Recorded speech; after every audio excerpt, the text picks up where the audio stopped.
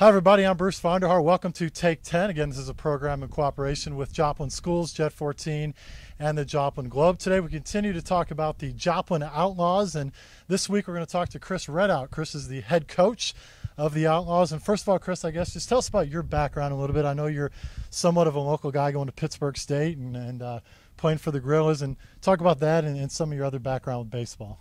Well, I went to Pitt State for a couple years, played 3 years there, had a good successful career, and after that I got drafted by the Toronto Blue Jays and played 3 seasons for them, and then got released, and then now I'm here.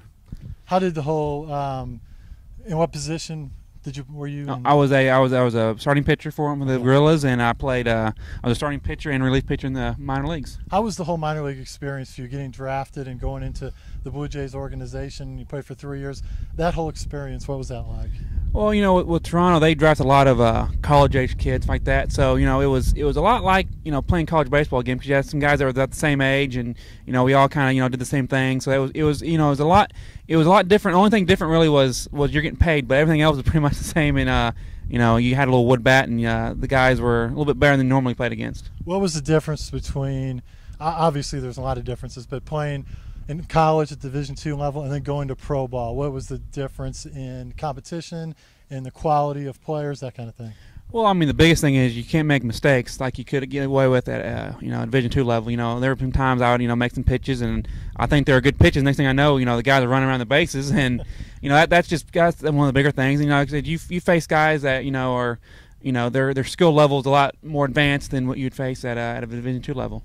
Talk about how you ended up here in Joplin, and it's the first year of the Outlaws. I know it's an exciting time, and how you ended up as the head coach here. What happened with that? Well, this past year I was pitching coach at NEO A&M down in Miami, and Mark called our head coach and was wanting to find a guy to come coach the team of the Outlaws, and I told him I was interested and it was something I would want to do, and we made it happen.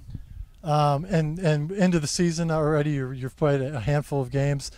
For you as I guess a first-time head coach this summer, how's the whole process going? And being a head coach for a team with as many quality guys as you have, what's that been like? Well, it's been a lot of fun. First off, winning's always a lot of fun to come out there and play well. But we have a lot of quality guys on this team, a lot of depth, and the biggest thing for me is just trying to make sure I get everyone got quality playing times, at bats or innings pitched, and stuff like that. So, I said that's probably the most stressful thing is just trying to be able to get everyone in the lineup. Yeah, and that was my next question. You got so many guys on this team that can play. Do you have a rotation as far as pitching goes? Do you have a starting rotation already in place? How do you work out the pitchers? I guess how many pitchers do you have?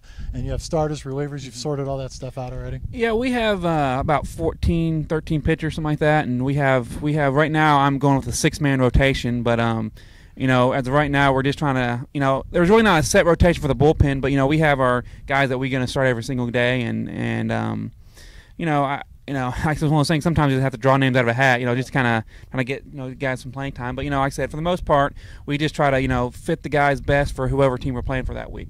And position players, I guess you just kind of mix and match if you're who you're playing. If you see a lefty, a righty, just kind of throw guys in there when they have opportunities, and if they're going well, keep them in there, I guess. Oh yeah, like I said, you got to ride the hot bat and like that, and like I said, for example, for us, we have 2 Southern guys with Skylar and Jake, and we try to get those 2 in the same time in the lineups that way, because they've been used to playing with each other all year this year, and trying to get guys playing in positions that they're used to playing during the spring. And I said that's probably the hardest thing is just trying. Because the guys are playing out of position a lot, because you might have 5 shortstops, but they're gonna have to play second or third or maybe in the outfield. Like I said, I have a couple guys that are playing the outfield that haven't played much outfield, but they're getting used to it. They're trying to learn it like that. So when they go back to wherever they're at, they can tell their coach, "Hey, I played a little outfield," so maybe it'll help them out, in the long run. How tough is it for a coach who didn't know these guys coming in to kind of quickly get to know them personally and get to know their habits on the field and try to get this team meshed and focused and all playing together? How tough is that? Well, like I said, one thing, we got down, a week before the season started, and we had 3 practices, and that was pretty much the only time I really got to see the guys, out, off the field, and it's kind of tough, you just kind of mix and match early in the season, just see which lineups click the best, and like I said, we're still going at it, we're 9 games in, but we're still trying to get the right lineup for when we make our push run for hopefully to get to the World Series. Talk about 9 games into the season. How's it going so far? Some of the things you're happy about with this team, and some of the things that you're going to have to work on. Just kind of give us an overall synopsis of this team 9 games in? Well, I mean, the biggest thing is our pitching has been outstanding. I mean, we've pitched the ball better than I really can ever imagine. I mean, guys are coming in there throwing strikes, getting guys out, and we've had a couple guys that have pitched well enough to win, and we haven't quite gotten it for us, but. That's been the biggest thing is pitching. They've been really good. Hitting, has probably been the one thing that's kind of struggled a little bit. But we're a young team. We're a lot of these guys haven't really had a chance to swing a wood bat before, and it's a lot different than an aluminum bat. So we're still trying to get used to the wood bat. And, we're making strides. We played Nevada the other day and hit 3 home runs. That was the first 3 home runs we've hit all season. So I think guys are starting to get used to the wood bat, and I think we're going to turn around on the hitting wise. It's a different game with wooden bats, isn't it? And it's just the whole philosophy changes with wooden bats. Oh yeah, I mean, we have some guys that can hit the ball at the ballpark, but we have to play small ball more. We get guys on base, we got to bunt them over and get them in. That's just the way we are. We're built. We have some speed out there, so we're going to have to try and go out there and steal some bases and make things happen. And so far we've been doing that.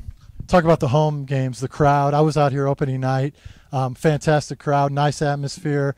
They have activities between innings for the fans, and just playing at home, what's that been like, and how do the guys like so far, the fans and the support you've gotten? Oh yeah, the fans have been great. We've had some great crowds out here, and hopefully we can keep it going. And like I said, we've had a blast playing in front of our home crowd. They've been good. We've had beer night on Friday nights, and I think the guys enjoyed that. And we've had fireworks, which have been outstanding. And like I said, we've been playing well at home, which I think will also help. Getting people out here to come watch us play. And talk about the Mink League a little bit. And I know you haven't gone through it yet, but your kind of expectations for this new league and some of the teams and some of the competition you're going to see? Well, like I said, when I played in college, the Jayhawk and the Mink League were the two big leagues in this area, and the Mink League was always a pretty competitive league. But I think this year we've had a lot of teams from the Jayhawk League, and we're a very deep conference, and we have a lot of good teams, a lot of good players. And like I said, my biggest thing was just to be competitive, and hopefully have a chance to win the South. And I think as of 9 games in, I think we have a good chance of doing that. Well, it's exciting baseball. 9 games in the season. You play, looking at your schedule, it's like a big league team. You play virtually every day with a couple games off here and there, and there's even some doubleheaders sprinkled in there. So I guess injuries or staying healthy is important, and keeping guys healthy and on track, and giving them rest when they need it. All that stuff's important, and something you as the head coach really have to factor in for these guys. Well, that's what I told them at the very beginning of the season. I was like, guys, this is about as close as you're going to get to pro ball as you can get. Like I said, we play, I think in the month of June we have 4 off days. So the guys have to make sure that ice their arms when their arms are feeling tired, or they let me know if they're feeling a little fatigued or their arms a little tender, because like I said, you're going to have injuries eventually. I mean, that's just part of it. I mean, that's nothing you can do about that. And so just try to keep guys in shape, make sure they stretch out. Roger, our trainer's done a great job with the guys. If we've had injuries, and he's done a great job of getting those guys back and like that. And that's really all you can hope for, is hope that you can stay healthy as best you can, and and make a run for it in July. It's been a great start to the season, Chris. Congratulations. Thanks for the visit. No problem. Appreciate it. That's Chris Reddout, the head coach of the Joplin Outlaws, and they're going to be in action all summer long, so get out here to Joplin Sports Complex and check them out. That's Joplin Outlaws Baseball. I'm Bruce Vonderhaar. This is Take 10, cooperation with the Joplin Globe, Joplin Schools. Thanks for watching. We'll see you again next week.